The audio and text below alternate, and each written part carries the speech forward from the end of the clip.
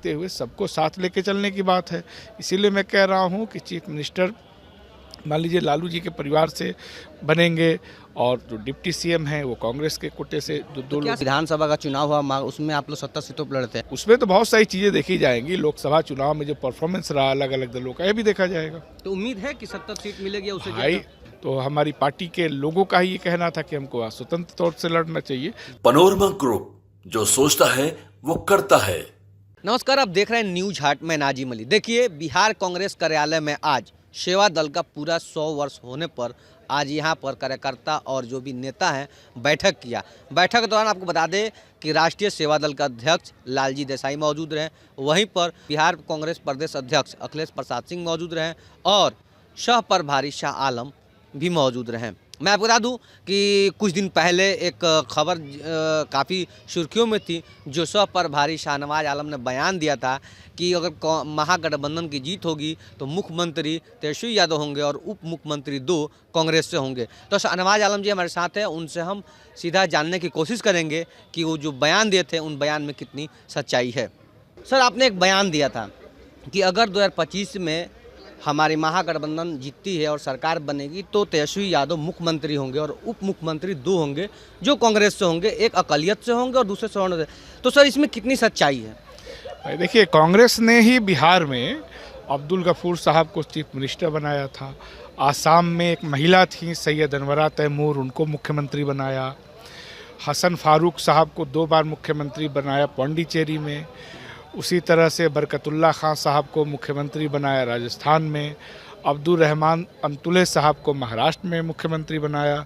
तो हमारा जो अतीत है, आप देखेंगे हम लोग सबको जिसकी जितनी काबिलियत है, हिस्सेदारी है, संख्या है, ये सब देखते हुए सबको अवसर मिलता रहा है। ये कोई आश्चर्य की बात तो है नहीं।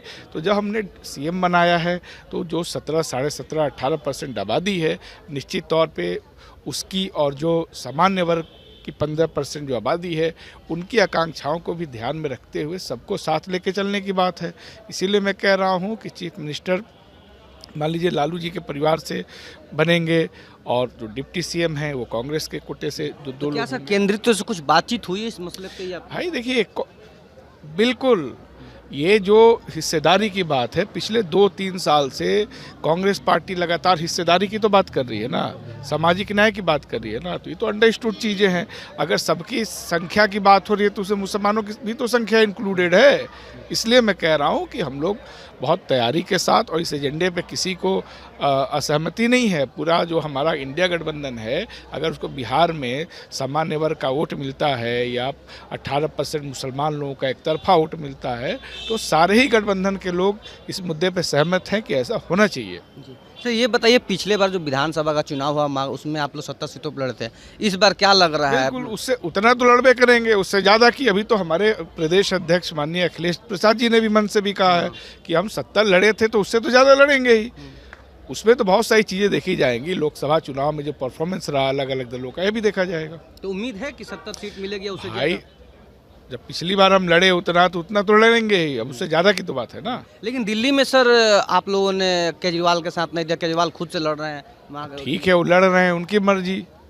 तो देखिए, इंडिया गठबंधन में जो था, इंडिया गठबंधन ठीक है, लेकिन कई जगह अलग अलग राज्यों में अलग अलग परिस्थितियाँ ही बन जाती हैं। अभी हरियाणा में जो चुनाव हुआ था तो हमारी पार्टी के लोगों का ही ये कहना था कि हमको स्वतंत्र तौर से लड़ना चाहिए। तो ये सब चीज़ें चलती रहती हैं। सर, एक आपने मंच से कहा कि पूरे बिहार में जो बिहार का सेवा दल का 100 वर्ष पूरा हुआ है, उसमें हम 101 चौपाल लाए हैं, मतलब ये क्या पूरा? हाँ, हमारे जो सेवा दल के राष्ट्रीय संगठक हैं लालजी देसाई जी, उन्होंने कहा है कि 101 साल पूरा हो गया है हम लोग का, तो पूरे देश में संविधान को लेके 101 चौपाल लगाया जाएगा। ये अभियान बिहार में भी शुरू होगा।